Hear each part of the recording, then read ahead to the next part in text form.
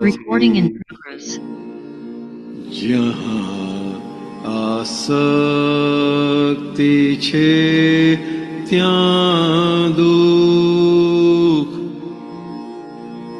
અવસ્તુની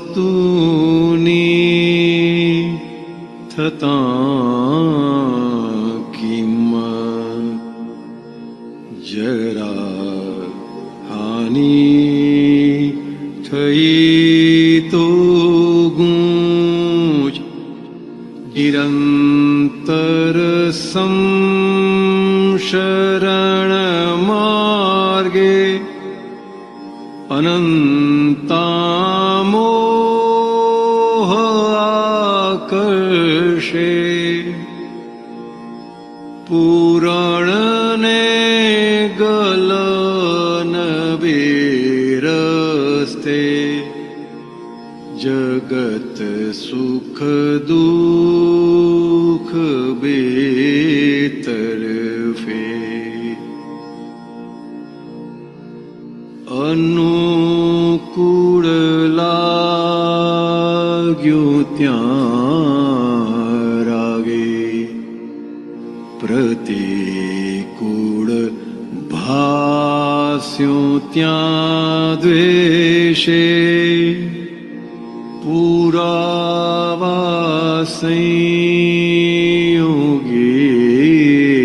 ફળજો મિલે છે, જૈસે કું તૈસે, જગતના સુખ પોલા છે, ક્ષણે ક્ષણ પરિણતિ બદલે, મનોરંજન બધા ચંચળ, પરાકૃત વાસના વટલે, વીતેલા કાળ વર્ષો જો, બધું એ લાગશે આભાસ, સ્મૃતિ પટ ખોલીને કદીજો, નફો યા ખોટ સ્વપ્નાભાસ, અનાદિથી જીવાત્માએ કટેવી સેવ્યો દેહાધ્યાસ, પ્રકૃતિમાં થઈ તન્મય, ને ખેલ્યા રાગ દ્વેષ હિસાબ, જન્મથી મોતના રસ્તે, પ્રકાશે બુદ્ધિનો આશય, કરણમાં ભરેલા રસ છે, તે મુજબ ફરતા કાર્યાલય, ઘણા નિર્દોષને ફાંસા, ગુનેગારો છૂટે નિર્દોષ, મરાવે પાપ ફળ કાંટા, બચાવે પુણ્ય ફળનો જોશ, ચમેલી મોગરા બંને સ્વભાવે રંગથી જુદા છતાં શોભે છે ઉદ્યાને જીવન માણે છે રહી મૂંગા.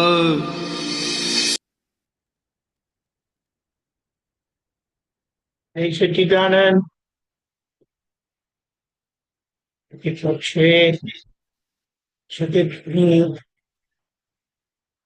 કઈ રીતે સાપેક્ષ છે શા માટે દાદાજી કહો relative the temporary adjustment and I am real શુદ્ધાત્મા.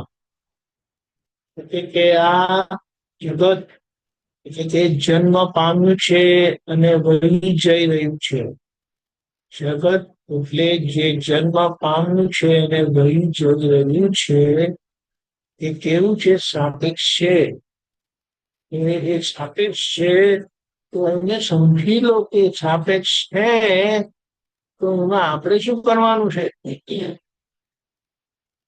અને સાપેક્ષ છે ઉપરથી એની રીલ તૈયાર થયેલી છે પણ કયા અવતારમાં કે અનંત અવતારોથી એ કેવી તૈયાર થઈ છે એ તો જ્યારે પ્લે થાય ત્યારે જ ખબર પડે. એટલે કે એવામાં દાદાએ જે બધા સિદ્ધાંત ખુલ્લા કર્યા છે એ જગતની વાસ્તવિકતા હકીકત ખુલ્લી જે કરી છે એને આપણે સમજી લઈએ કે અહીંયા જો આસક્તિ રાખશો તો દુઃખ થશે. આસક્તિ એટલે શું?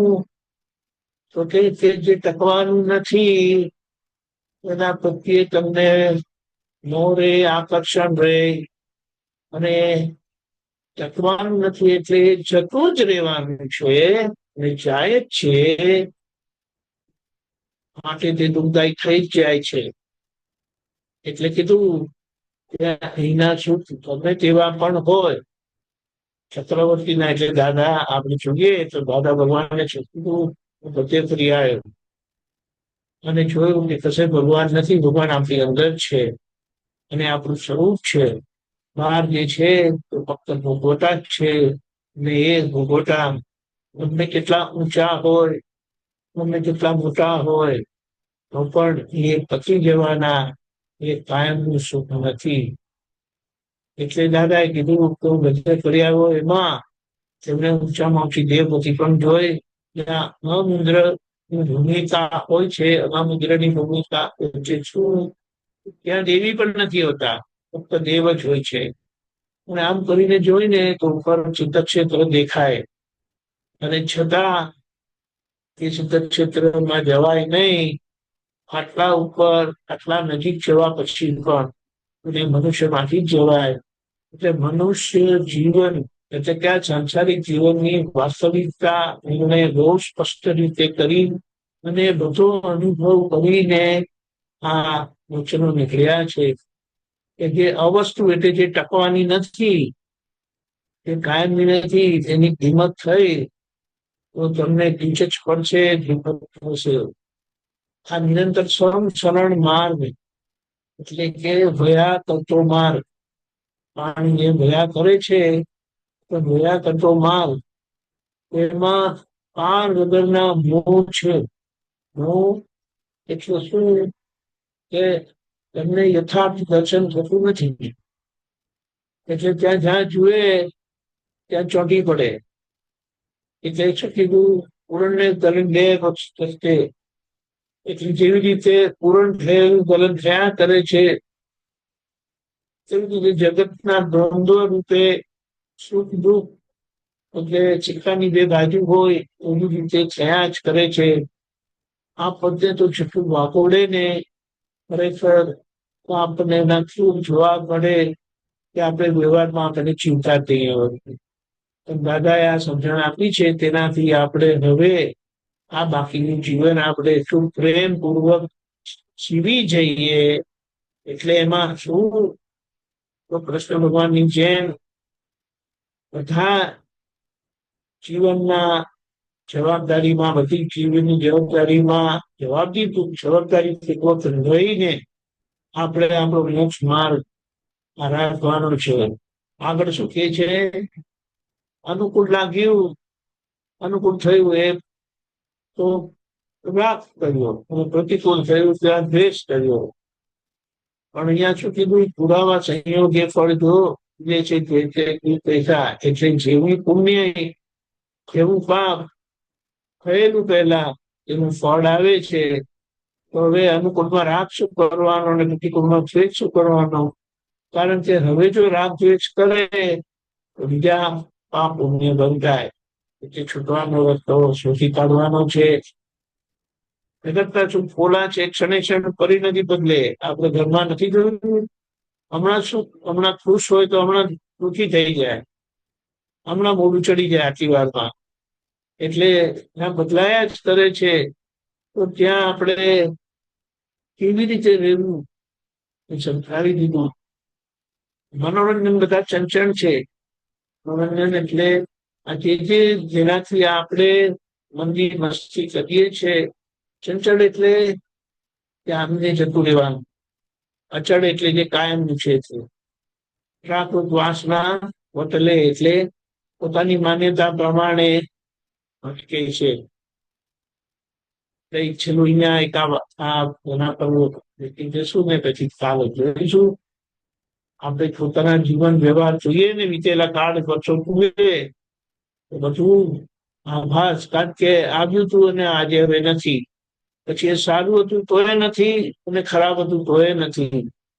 સ્મૃતિ પર ખોલીને કદી જો નફોયા કોટ સ્વપ્નાભાસ, એટલે સફળતા મળી કે નિષ્ફળતા મળી, જેનું આજે કશું રહ્યું જ નથી. એટલે કે છે કે હકીકત સમજી જાઓ. હવે આપણે આપણું સ્વરૂપ પ્રાપ્ત થયું, ચાનો સ્વરૂપ ભણી. અહીંયા સંસારનો નિષેધ નથી કર્યો. આ વાત અહીંયા સમજવાની છે. સંસારનો નિષેધ નથી કર્યો. પુણ્ય હોય તો ભોગવો પુણ્ય એને, પણ ભોગવનારા ના થશે. ભોગવો એટલે આ નામધારી ભોગવે, કારણ કે કર્મનું ફળ છે, એટલે કમ્પલસરી ભોગવટો છે. જેમ પુણ્યનો ભોગવટો છે તેમ પાપનો પણ ભોગવટો છે. પુણ્ય પણ કમ્પલસરી છે અને પાપ પણ કમ્પલસરી છે. પણ પુણ્ય પાપના અનુકૂળતા પ્રતિકૂળતાના, સાતા અસાતાના, સુખ દુઃખના આપણે ભોગવનારા નથી. અને જેમ ફિલ્મ ચાલતી હોય ને આપણે પ્રેક્ષક તરીકે જોયા કરીએ, એવી રીતે આ મન વચન કાયાનો નાટક અમે જોયા કરીએ, સમજ્યા કરીએ, અને આ મૂર્તિને મોક્ષ સ્વરૂપ આદર્શ સંસ્કારી બનાવીએ તો એ નોર્મલ થઈ અને ત્યારે આપણો મોક્ષ થાય. એટલે જબરજસ્ત સમજણ દાદા આપી છે કે જે સમજણથી, એમના જીવન ઉદાહરણથી આપણને પ્રેરણા મળે અને આપણે પ્રગતિ કરીએ અને પોતાનું તો કલ્યાણ કરીએ, પણ કંઈક લોકોનું કલ્યાણ કરીને જોઈએ. જય સચિદાનંદ. આગળ આપણે ફરી જોઈશું.